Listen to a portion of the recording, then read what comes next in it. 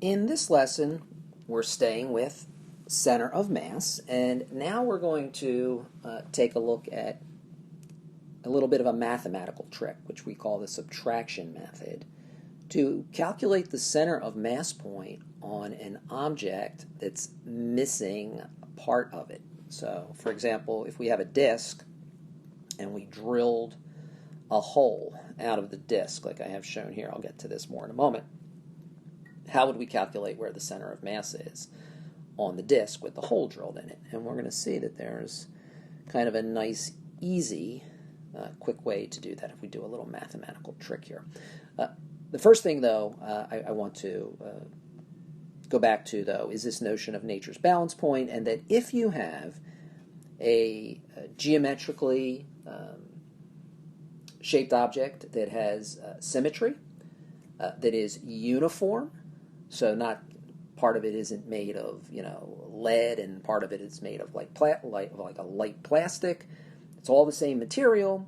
The center of mass point will be at the geometric center of the object. And you don't need to put any other real fancy notations here. Just go back and remind us that. And these objects, we're saying, are three-dimensional objects. So they do have a depth, d. So we're going to assume that they have the same thickness, the same depth, d. All right, so let's get to our disk with the hole cut out. First of all, I do want you to kind of think conceptually to get a feel for where might the center of mass be, just kind of conceptually, and if it was asked in a multiple choice question, without making calculation, which one of these answers, A, B, C, D, E, do you think would best estimate where the center of mass of the disk is with the hole cut out? Well, without the hole cut out, I hope you know that B, right, would be the answer. The center of mass would be right at that geometric center, right?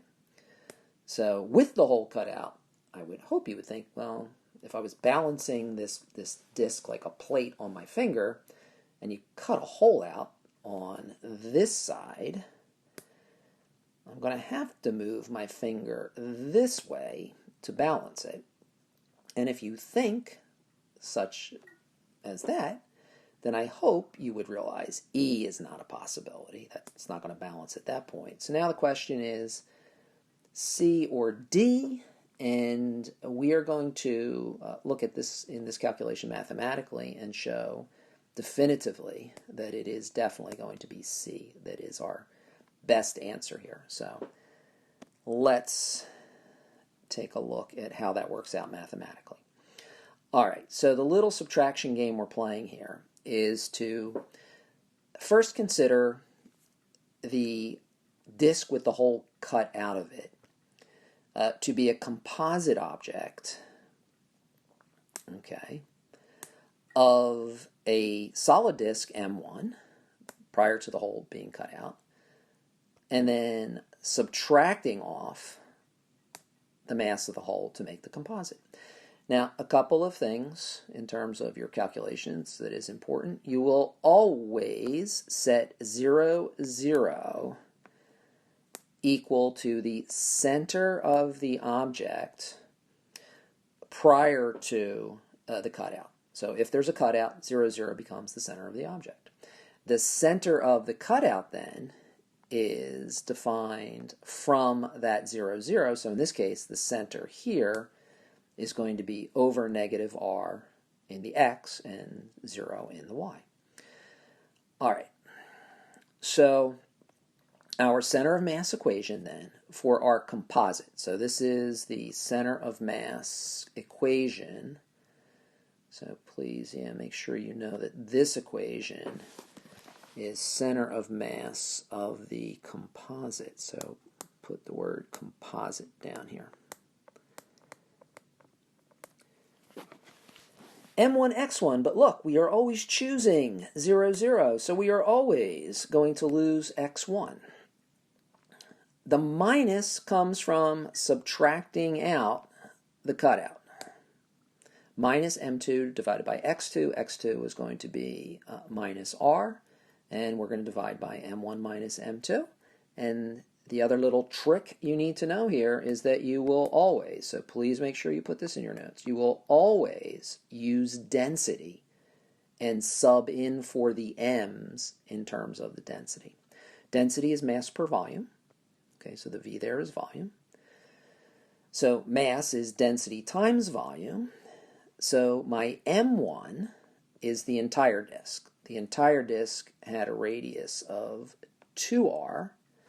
So that is where the 2r comes from here. That's the 2r in the big disk. So pi r squared, and the depth is d.